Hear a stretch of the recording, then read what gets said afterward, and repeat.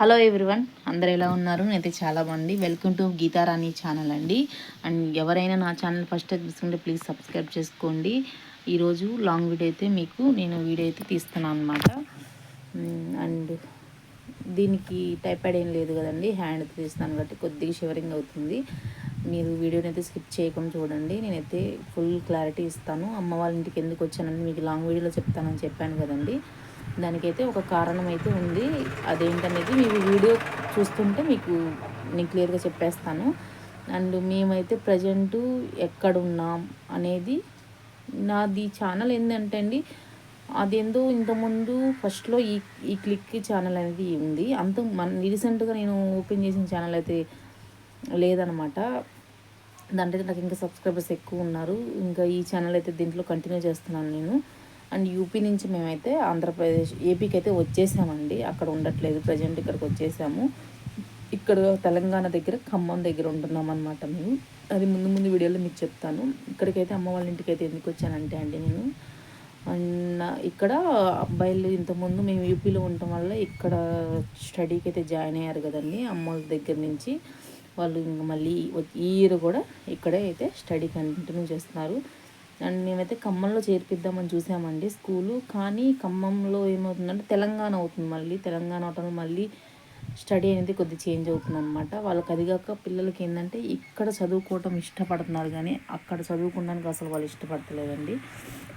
And వాళ్ళ ఇష్ట ప్రకారమే చదివించాలి కదండి. వాళ్ళు నచ్చిన స్కూల్లో వాళ్ళకి ఫ్రెండ్స్ ఉంటారు, ఫ్రెండ్స్తో చదువుకుంటే అదొక హ్యాపీనెస్ ఉంటుంది కాబట్టి ఫ్రెండ్స్ తోటి మూవ్ అవుతుంటారు కాబట్టి ఇంక వాళ్ళకి నచ్చినట్టే ఇక్కడైతే జాయిన్ చేయించాను అనమాట. దానికోసమే నేను ఇక్కడికైతే వచ్చానండి. అదే కారణము. మీకు ఇంకా దీని గురించి పెద్దగా వీడియోని ముందుకు తీసుకొని వెళ్ళి లాస్ట్లో చెప్తానని ఏం లేదు, మీకు చెప్పేస్తాను క్లియర్ కట్గా. ఇక్కడైతే నేను ఇప్పుడు ఈ వీడియో అయితే ఇది June 14 అండి.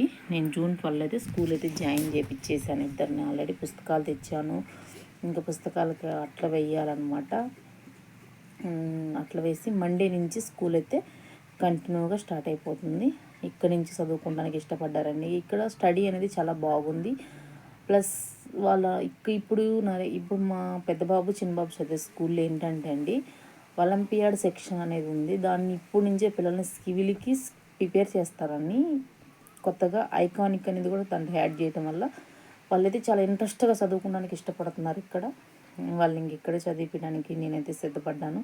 అండ్ నేనే ఇంకా అటు ఇటు తిరుగుదాం, ఎందుకంటే మా జాబు ఒక చాట ఉండవండి. మీకు తెలిసింది, మేము ఇంతకుముందు తిరుపతి దగ్గర, మళ్ళీ యూపీ, మళ్ళీ చీరాల, చాలా చాట్ల తిరిగాం కదండి. మీకు తెలిసే ఉంటుంది నా వీడియోలు చూస్తున్నట్టయితే ఫస్ట్ నుంచి చూసేవాళ్ళు.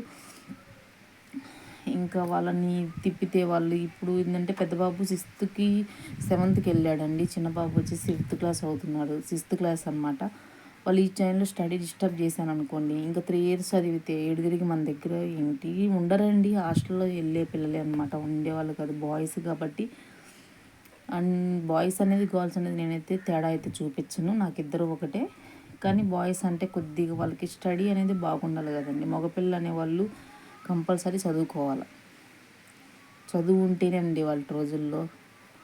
నేను చదువుకోలేక ఎంత ప్రాబ్లం ఫేస్ చేస్తాను, నా పిల్లలకు కూడా నేను చదువు చెప్పుకోలేక చాలా బాధపడతాను అండి. ఒక్కరోజు